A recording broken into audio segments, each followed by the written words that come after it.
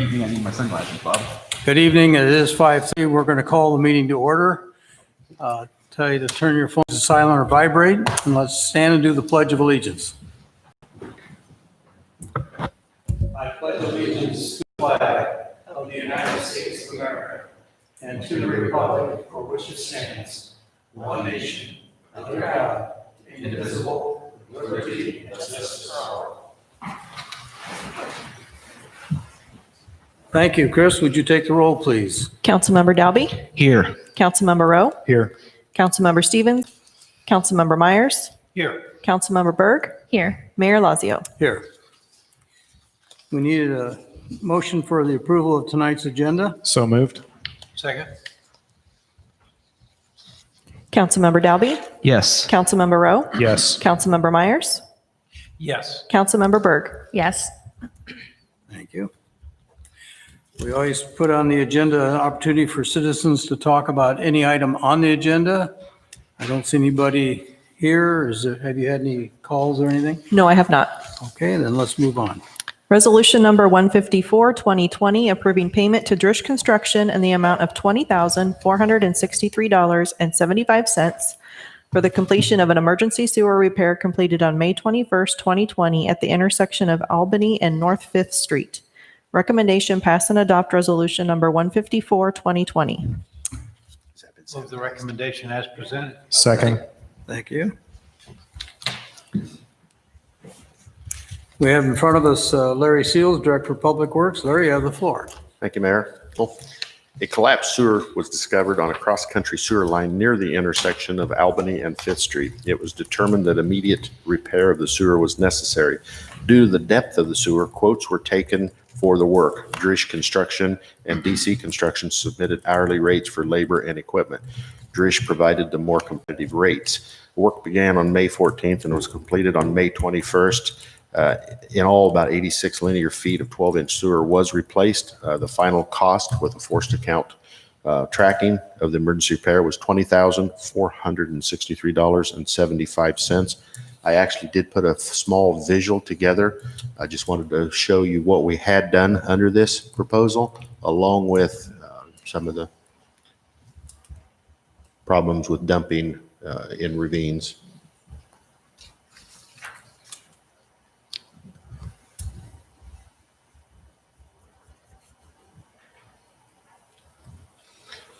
You can see the close proximity to the house.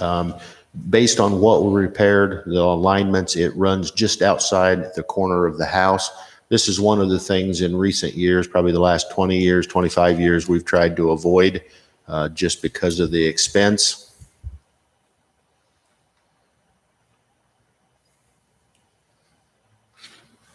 I won't read to you, but you can kind of see from the pictures, there was a lot of debris on top of the pipe, and the depth was clear up to about 20 feet. A lot of this stuff was done in the past. We have no idea. I know it hasn't been done since I've been with the city, and that's close to 23 years. This is what we started with. You can kind of see the sewer is approximately under those arrows, so you can see the slope and the depth, and of course a lot of just wrap that's been dumped over the years. This is just another view. We ended up with one excavator on top of the bank. And this is how we had to get in, remove the spoil, bring in good fill to put on top of the pipe. So there was quite a bit of clearing and grubbing that had to be done just to get the project started. This is just to kind of show you the depth. That's just the single box. We ended up having to double stack because of the depth. You can see what we run into in confined spaces.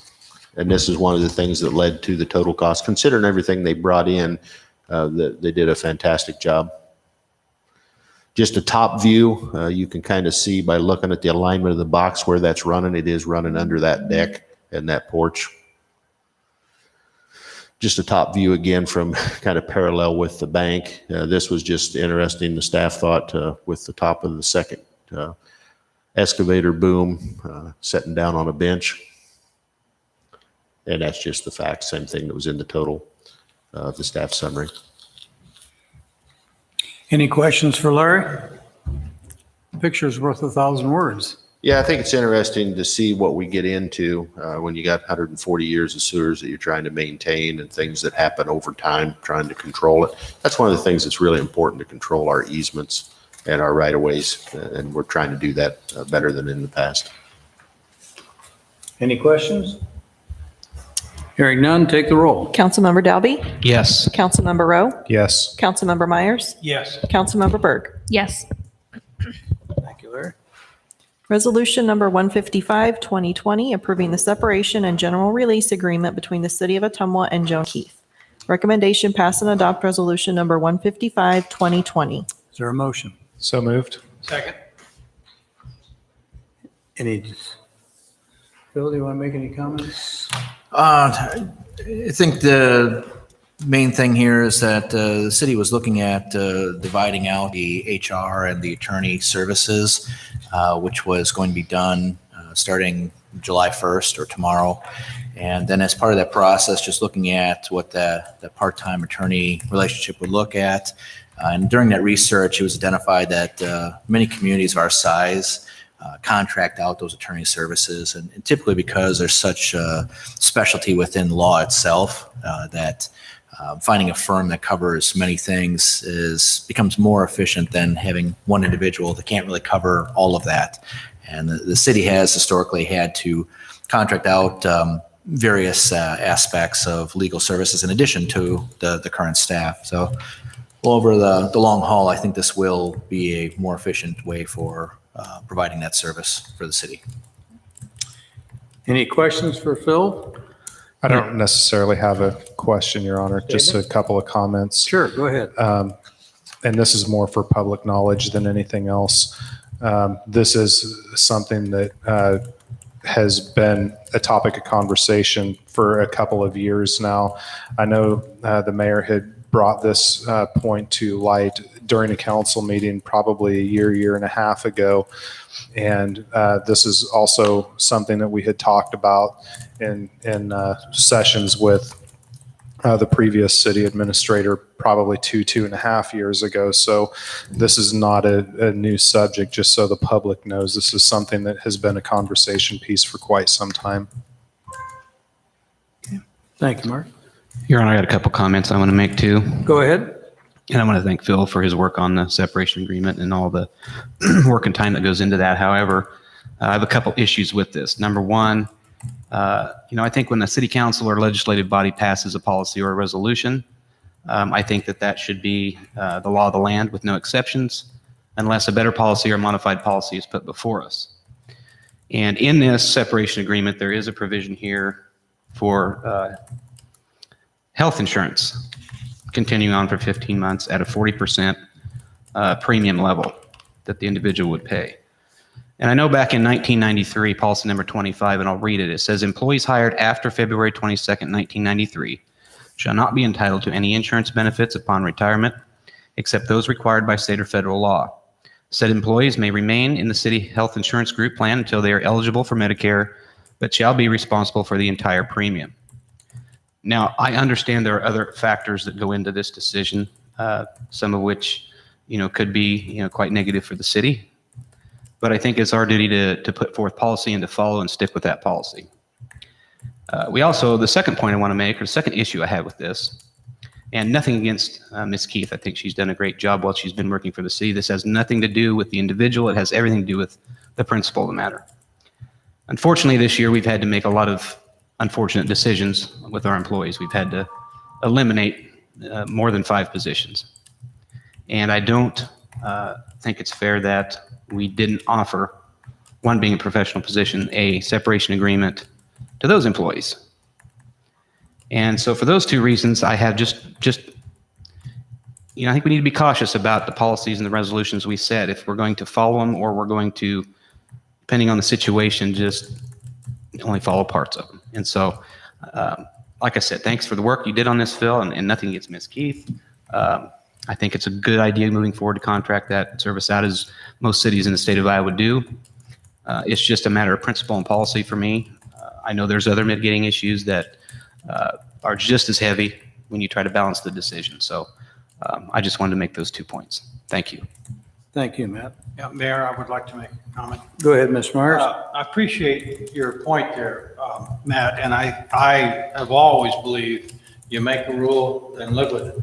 However, and I think when City Administrator Rath pointed out early, and I think we had this in some print, but he pointed out earlier here this evening, city government, legal services, everything has become so difficult that at times you go to specialized attorneys and everything. And I think one of the sources that Mr. Rath shared with us was in fact from an attorney looking at this to see, you know, are we okay with what we think we're doing? And his point was, you know, sometimes you may have to look at cases on an individual basis. So that's not an excuse, Matt. I think you're right. And maybe we're going to have to take a look at rewriting these eventually so that we do have the ability to look up on an individual basis. Certainly. Thank you. Thank you. Any other comments or questions? Okay, take the roll. Councilmember Dalby? No. Councilmember Rowe? Yes. Councilmember Myers? Yes. Councilmember Burke? Yes. Motion passes 3-1. Thank you. Cigarette permit applications for Mad Avenue Quick Shop at 405 South Madison Avenue, Murphy, USA, number 6945 at 1939 Venture Drive, Stop and Go drive-through at 516 South Madison Avenue. Is there a motion? So moved. Second. Thank you. Any questions? Pretty straightforward. Okay, take the roll. Councilmember Dalby? Yes. Councilmember Rowe? Yes. Councilmember Myers? Yes. Councilmember Burke? Yes. Beer and/or liquor applications for Hy-Vee Ottumwa Area Chamber of Commerce temporary outdoor service area at Jimmy Jones Shelter from 7/3 to 7/4, 2020. Is there a motion? Move the recommendation as presented. Second. Thank you. Any questions about that? Hearing none, take the roll. Councilmember Dalby? Yes. Councilmember Rowe? Yes. Councilmember Myers? Yes. Councilmember Burke? Yes. Okay, at this point, we often give public input, and I would just share with the council that our phones have been very busy this week with the number of concerns about fireworks, and the state law says that we can't prevent selling fireworks, but we can regulate the time, and the time that is official is 4:30 to 10:30 on July 4th. But there seems to be a lot of fireworks going off all week, and I've had numerous calls and emails. I've encouraged people, if they really are concerned and worried about danger of their homes and so forth, that they do call the police department and give a location and a identification, either a car, house number, or something, that the police department will look at those and evaluate those situations. But it's almost impossible for us to monitor that citywide. So just want you to be aware, because they said they were going to send letters to council.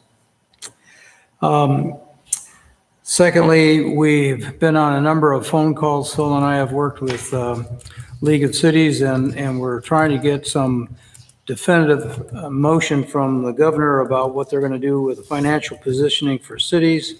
And we're asking the governor to tap into the emergency funds and help to cover some of the lost revenue for cities. And that's going to be an issue that we're going to continue to monitor and pay attention to, and encourage her to work with cities, because cities are the backbone of the economic condition of the state. So just want you to be aware of that.